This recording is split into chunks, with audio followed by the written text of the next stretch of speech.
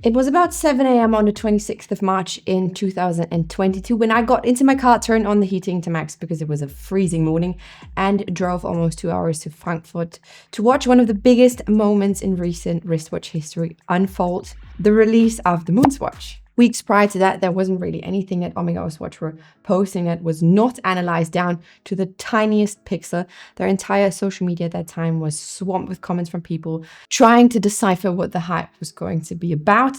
Early in the month, Swatch began posting very cryptic teasers featuring celestial themes, hinting at a significant upcoming release related to space exploration. Swatch watches have a huge fan base, and people started to notice that this was going to be a bigger than usual release, judging by the execution of this marketing campaign. The usual Swatch release includes an announcement, followed by the usual, we've got the press kits, the pictures, and the promo clips, and that's basically it. But the build-up here was entirely different. Starting from March 11th, a bit less than 2 weeks prior to the going live event, Swatch began to show more specific teasers. Now they started to show partial images of watch silhouettes and references to celestial bodies with hashtags such as space exploration and planetary mission. The speculations only intensified and people started to get more and more engaged. I remember that this was the exact moment when I also got invested into the whole entire event. That was the MoonSwatch release, which at that point no one even knew that this was going to be the name of it, and I wasn't the only one. This stage of the pre-release started to really hook people in beyond the Swatch bubble. I know that sometimes the watch bubble seems to be rather small because of the way we consume content. You have the algorithm that creates these tiny echo chambers with things that you love to see, and it kind of makes us feel like everybody must feel the same and has the same experiences and tastes as us. But the actual niche of watches is so huge and complex that we rarely get, to get a look outside of our box if we do not actively try to peek out every once in a while. But not this time, not with Swatch. Perhaps it's the overlap of two very popular and interesting topics by itself. Got watches and, the universe. And maybe there's some correlation between people who enjoy things like that. By the way, if you're interested in the psychology of why we collect watches, I recommend watching my video I did on it, exploring this topic. So you can click here and watch this one after you have finished this video. But let's get back on topic, because like I said, that stage marked the beginning of people outside the Swatch bubble starting to get interested. And so on March 21st, a week later, Swatch came out with their Two Icons Unite post showing the logo of Swiss watch titan Omega merging with the iconic Swatch S logo, and people freak out. Omega has long cemented their place within the top-ranking watch brands that not only perform incredibly well in terms of financial success, but also in the horological department when it comes to innovation and improvements. Omega is widely regarded as a prestigious Swiss luxury watch brand celebrated for its precision, innovation, and a very rich heritage. It has been established in 1848, and Omega has consistently demonstrated excellence in watchmaking, earning a very good reputation for reliability and elegance. The watches have been integral to significant historical events such as the Apollo 11 moon landing in 1969, where the Omega Speedmaster became the first watch worn on the moon. They are also serving as the official timekeeper for the Olympic Games since 1932, I believe. And let's not forget their ties to the James Bond franchise since 1995, which marked the beginning of the fictional English spy swapping out his Rolex for an Omega watch. So as you can see, Omega is serious, always has been. Swatch, established in 1983, a whopping 135 years later than Omega, is recognized for revolutionizing the watch industry, for introducing affordable and stylish and innovative timepieces. They really swooped in at a time in which the traditional Swiss watch industry almost met its death because of the quartz crisis in the 80s and the introduction of more precise and affordable quartz watches. And they more or less saved the industry. That in itself was an entire beast of an event. And if you would like me to cover the quartz crisis, let me know in the comments down below. Swatch's emphasis on vibrant designs and the transformation of watches as kind of a fashion accessory and their accessibility due to the pricing has made them a popular choice when it comes to wristwatches. They aren't your horological masterpieces, but Swatch never claimed to produce them either, so I think that's totally fine. Swatch is fun, they're trendy and outgoing watches. They're kind of the outgoing extrovert counterpart to your charming, smart, but reserved Omega, so to speak. So no wonder people were more than just a little confused, but extremely intrigued when this post went live. And then on the same day, March 21st, a few select online watch media outlets started to post about the upcoming release, further spilling oil into the, huge fire that was to become the MoonSwatch release. Rumors were going crazy when it became public that none other than the Swatch Group CEO and the Omega CEO, the Swatch creative director and the head of design from Omega, sat some hand-picked journalists down for a workshop in Switzerland to present their upcoming project. So people knew this was going to be serious. All the big players are involved. And we were so hyped to learn what this was going to be all about. And then only a few days later, on March 24th, they dropped the mic with a reveal of this secret project. All eyes in the watch world were glued to their screens. I can remember that time when Swatch unveiled the bioceramic MoonSwatch collection. All the teaser clips, all the trailers and photos, it all fell into place. It all made sense. The announcement showcased the entire collection of 11 models, each named after a celestial body in our solar system, following the same theme of Mission 2 and Venus, Mars, Earth, whatever, and then insert the planet names. And people went nuts. People went absolutely crazy online. I've yet to see another event or release with a public response like that. It was insane. The shortest way of describing MoonSwatch would be to say that it has the look of a Speedmaster, but the pricing and the kind of feel of a Swatch. It combines the very distinct Omega Speedmaster MoonWatch professional design and pairs it with your Swatch typical materials like the bioceramic, which is a very fancy way of saying plastic, and the playful and bold colors of Swatch. Of course, there's a lot more to it than that, but this should give you, if you're not really deeply into watches, kind of an understanding of the parentage of this new creation. Most times when something big is happening, you very quickly get a feel for what the public court's judgment is going to look like, what the verdict is going to be on this, if it's a hit or a miss.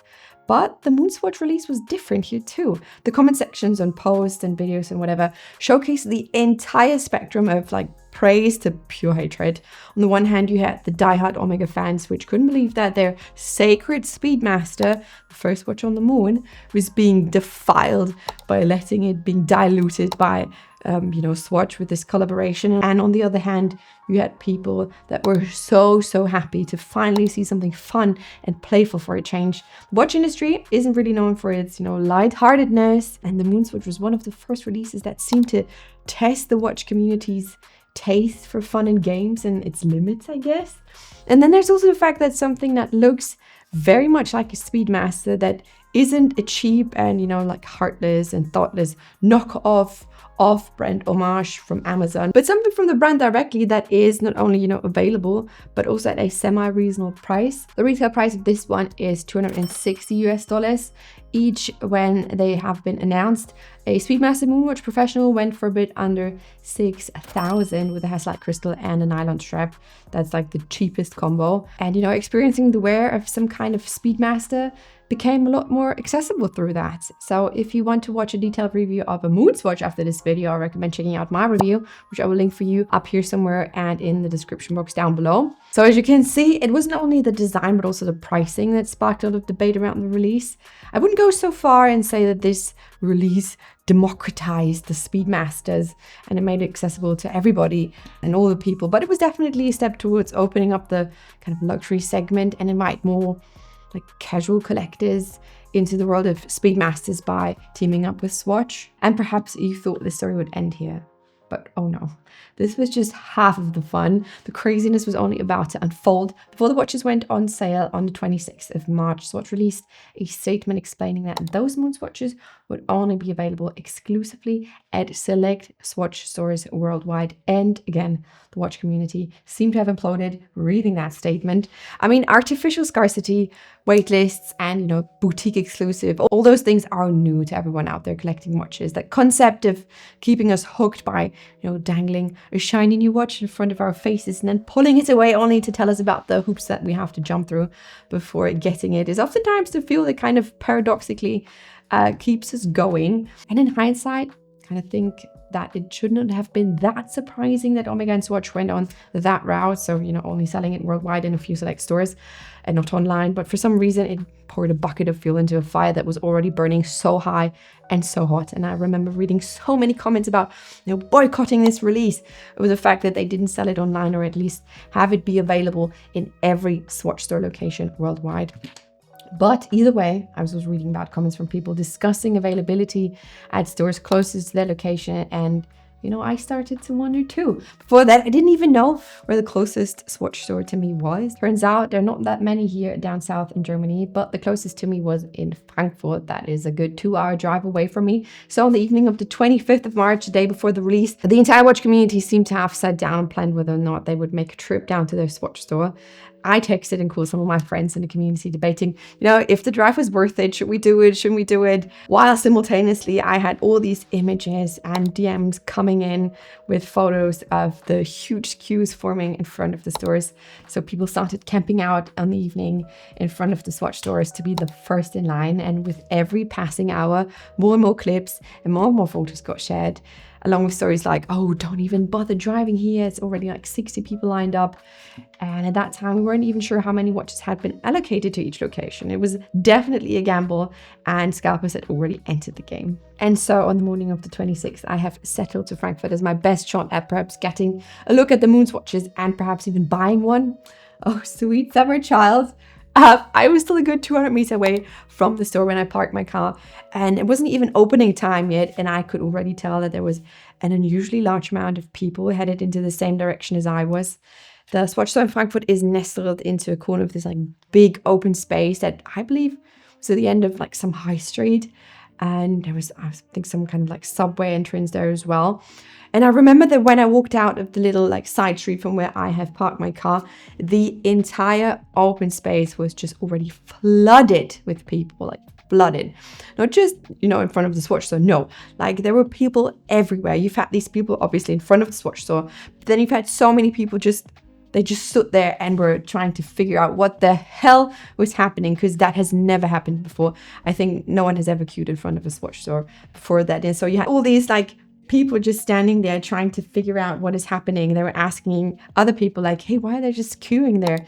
It was intense. It was crazy. And I just stood there with my camera, and I felt so silly about thinking that I could ever get the chance of buying one that day. And at the same time, I've already gotten clips and photos from other locations, and they've had the same situations. In London, they had to call the police for crowd control, and you've had other locations around the world where you've had fist fights breaking out over positions in the queue. And here comes the kicker. Only 150 watches were allocated to each store in total, and they only allowed one watch to be sold to one person, and that was it. So you would only get one watch, and after 150, it's sold out. So the FOMO was real, and within a few minutes, the MoonSwatch is sold out everywhere. And within a few minutes more, you could already see the offers popping up online. People were offering the MoonSwatches for crazy prices. It's got 5-fold the price or even higher. And all the chaos in front of the stores that really fueled even more media coverage. And after spending, I think it was almost 3 hours in front of the Frankfurt Swatch store, I made my way home. I was empty-handed, as most of the people around the world. Obviously, the MoonSwatch was a financial windfall for the Swatch Group. The company reported a significant increase in revenue due to the collection's success. So Omega and Swatch, which are, by the way, both part of the Swatch Group, so they all belong to one big umbrella corporation, benefited hugely financially from this collaboration. While exact figures are, proprietary, industry analysis estimated that Swatch Group sales increased by up to 30% in the months following the release compared to the previous year.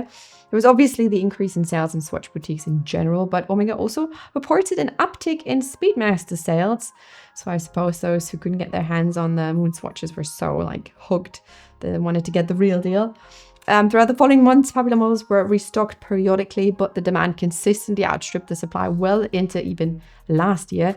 And judging from that alone, it seems that the MoonSwatch has somewhat blurred the line between luxury and affordability, demonstrating that exclusivity doesn't only come from just the price point, but could be achieved through, design, branding, and, oh my God, marketing.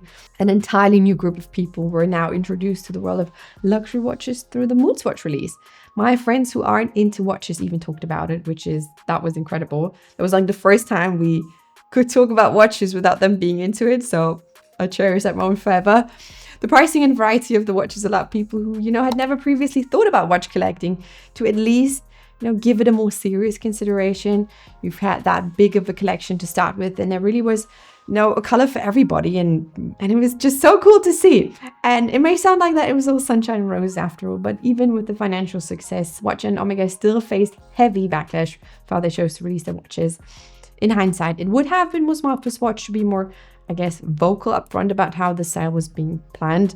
They should have communicated right out of the gate that stock was limited to 150 watches per location and that you could only buy one watch per person. Perhaps they really underestimated the impact, but I don't know. It's hard to believe that since they made such a big deal about it, everything in the weeks before that, running up to the release, they have invited all these important industry people, etc. So yeah, I'm not really buying the underestimated explanation. I think that was a calculated risk that they took, perhaps a gamble, and they just wanted to see how far they could take it. I mean, their strategy so far has more than paid off, even now. Though things have cooled off significantly, the MoonSwatches are being sold, if only slightly, still above retail. Not even their durability issue scandal could put a big enough dent into that. The 2022 MoonSwatch release was a masterclass in how thoughtful design, strategic pricing and marketing can disrupt an industry.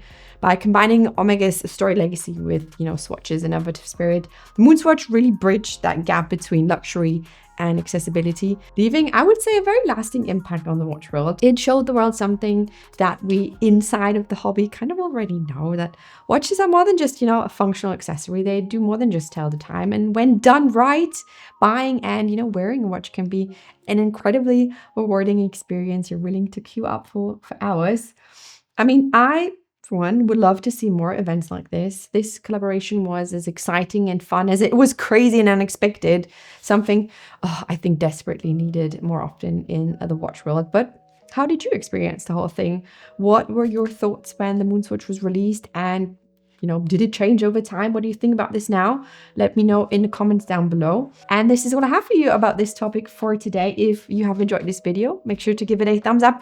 If you want to watch more videos like this, I recommend subscribing to my channel. And then I will see you in my next video. Bye!